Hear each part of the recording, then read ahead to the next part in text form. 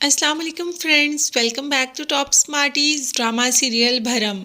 राबिया को तो इस बात का एहसास शिद्दत से होता है कि उसने सजल के साथ कितनी बड़ी गलती की। ऐसा कैसे कर सकती है वो सजल के साथ। तभी तो आ जाती है अब्बा जान की कब्र पर और कहती है कि मुझे माफ़ कर दें अब्बा जान, मैं आपकी भी गुनाहगार हूँ, आप मुझे माफ़ कर दें। सज्जल को मैंने अपनी बेटी बनाया, मगर शायद मैं उसे बेटी का सही प्यार ही नहीं दे पाई। मैं उसमें और रमशा में फ़र्क करती रही। मैंने सज्जल के साथ इतना बुरा किया, रमशा के प्यार की खातिर मैं बिल्कुल ही सज्जल को भूल गई। आप मुझे माफ़ कर दें। अब मुझे शिद्दत से एहसास हो रहा है कि मैंने बहुत बड़ी गलती की। अब तो माँ सजल के सदके वारी ही होती है। वो जानती है कि सजल बहुत अच्छी लड़की है, उसे सिर्फ और सिर्फ मोहब्बत चाहिए और रमशा को सिर्फ दौलत और दौलत चाहिए। इसीलिए तो आप समझ जाती है माँ कि रमशा उसके प्यार के काबिल इतना नहीं जितना कि सजल है। सजल बहुत ही ज़्यादा इनोसेंट है। जब उसके मुकाबले में अगर रमशा की बात करें तो वो बहुत ज़्यादा चालाक।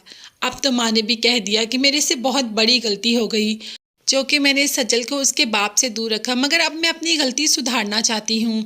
अब मैं सजल को बता दूंगी कि तैमूर पाशा उसका बाप है और तैमूर पाशा से भी बात कर लूँगी। ये सुनते ही रमशा के तो पाँव के नीचे से ज़मीन ही निकल जाती है। माँ का हाथ पकड़कर अपने सर पर रखती है और कहती है कि आपको मेरे सर की कसम, आप ऐसा कुछ भी नहीं करेंगी। माँ जो कि एक दफ़ा फिर रमशा के बहकावे में आ जाती है, इमोशनल ब्लैकमेल हो जाती है और रमशा की बात मान लेती है। दूसरी तरफ हम देखेंगे कि सजल और सालार जो कि एक मीटिंग पर गए होते हैं और बहुत ज़्यादा तूफ़ानी बारिश हो जाती है। अब तो सालार कह देता है कि बारिश बहुत ज़्यादा हो रही है, जिस पर सजल भी कहती है कि हाँ, मैंने सुबह ही न्यूज़ में सुना कि आज बहुत ज़्यादा बारिश होगी। अब तो सालार भी देखता है कि बारिश हो रही है तो सजल को कह देता है कि क्या पता हमें आज रात यहीं पर स्टे करना पड़े। दोनों रूम तो सेपरेट ही लेते हैं, मगर सजल को वहाँ पर बहुत डर आता है और रात को सालार के कमरे में आ जाती है। गलती तो सजल ने खुद भी कर दी, मगर अब मानेगी नहीं। जब रात को बहुत ज़्यादा सजल को सर्दी लग रही होती है तो सलार उसके पास आता है ब्लैंकेट देने के लिए। अभी वो ब्लैंकेट उड़ाने ही लगता है कि सजल की आंख खुल जाती है और वो ब्लैंकेट पकड़कर ज़ोर से फेंक देती है। वो समझती है कि शायद सलार उसके साथ कुछ गलत करने लगा था, इसीलिए तो उठकर बोलना शुरू कर देती है। अब तो सालार भी बोलने लगता है कि मैं हर लड़की की बहुत इज्जत करता हूँ, हर लड़की की इज्जत मेरे लिए बायसे रिस्पेक्ट है, मैं किसी लड़की की इज्जत कभी भी ख़राब नहीं कर सकता। और तुमने ऐसा सोच भी कैसे लिया कि मैं तुम्हारे साथ कुछ ऐसा करूँगा। अब तो सालार को और ज़्यादा गुस्सा आता है सजल पर। अब तो वो उसकी अना और ज़िद को तोड़ना चाहता है। वो तोड़ना चाहता है कि आखिर ये अपने आप को इतना समझती है तो इसका घमंड में एक दिन ज़मीन पर ला कर रहूँगा।